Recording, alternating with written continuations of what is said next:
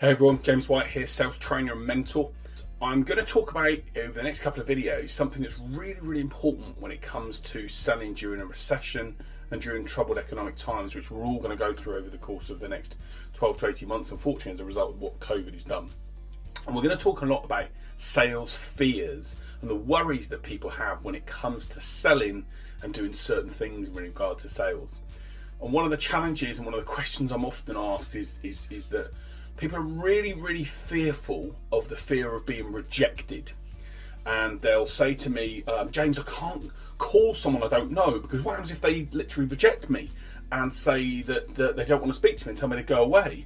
Or what happens if I try and engage with someone and they reject me? And how will that feel? It's going to feel really bad, and I'm going to feel really upset, and I'm not going to be able to do anything.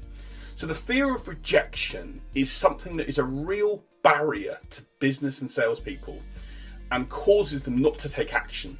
And the result of no action means that we as business owners, especially in these troubled times, have no chance of achieving the success that we want. It's going to be tough as a business environment over the course of the next 12 to 18 months. So the last thing we want to do is not take action that can help that success. So what are three of the things that you can do that can overcome that fear of rejection? The first thing I say to you is this. When you engage with someone for the first time, especially if you look at some of my other videos, I'll talk about targeted calling, so engaging with people that are perfect for you.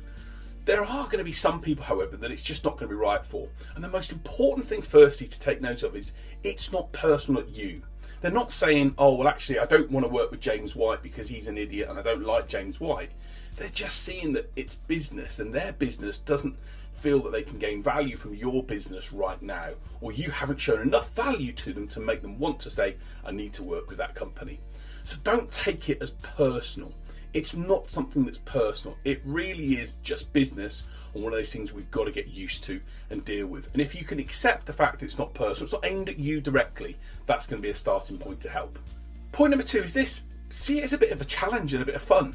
I've just started doing some new fitness stuff. I've completed my steps challenge, which I did a couple of days ago. And I've now started doing this thing with CrossFit. So I'm just learning how to go into a new fitness environment.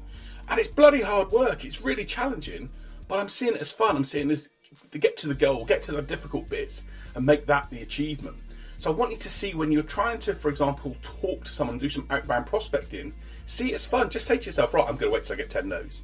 I'm going to wait till I get 10 people telling me to bugger off, and mark it down your list and say, oh, I've had another bugger off. Great. See it as fun. See it as a challenge. Give yourself a little target in relation to it. Now, obviously, we don't want to be negative about the calls that we're making, but just see those elements as being a bit of fun, and it's actually going to be a bit of a laugh to see how things go on. And I'm not saying don't take it seriously. We have to take it seriously and plan it, but we've also got to see it as fun and a challenge, and not something that's aimed at us directly, and that's something that's going to stop us from making any other calls or activity. The other key thing I would say that you've got to then really do is focus on the benefits when it does happen. When people reject you, what does it mean? It just means you might need to sharpen your outline, the way you've approached them.